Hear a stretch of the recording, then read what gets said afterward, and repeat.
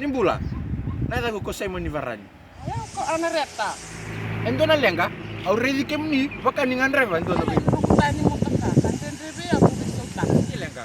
Anareta, ano beso taka nom ni tani motoka. Kale busay moni.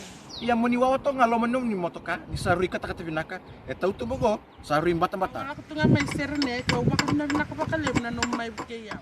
Alus tu ngamen tei kasalo mangusar me tarungi ko. Siningan reva beka na bebu ke se ningula na beka na sala moni muriali sunum. Ko ito na yaw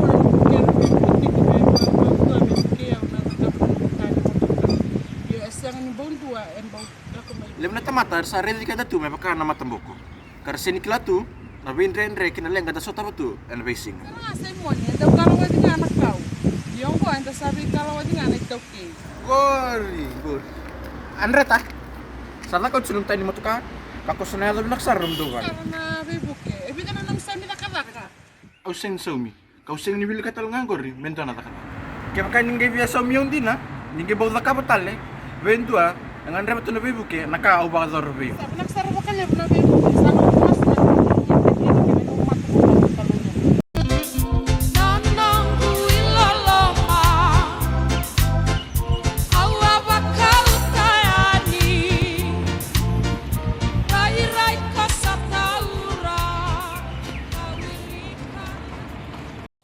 Sambal binaka. Kuningan terbentana kamu nikah niya sengunuba. Kirangan doana bilom mailo kata-kata kinan doana tikini mandrai. Sando no binaka, nige wawatak nga bakalelay mo lebakarta ka may bekim. Gua nga na memniti kinakim ni mandrai.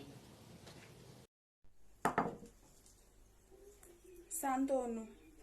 Isa, kim ni ron bang tagtingon ko minggu skino lumuni, e bukan sesuatu akan mata-mata kali ngamay.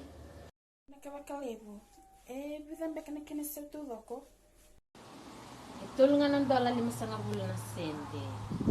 Kaya nga takot na kim ni, ang silikoto lang naman ang numi besaw.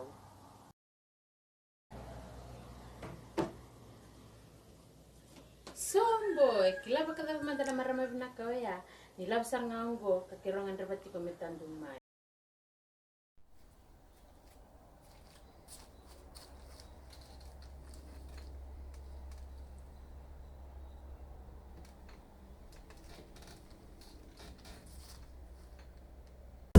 Nikaweka nikamila masati atimina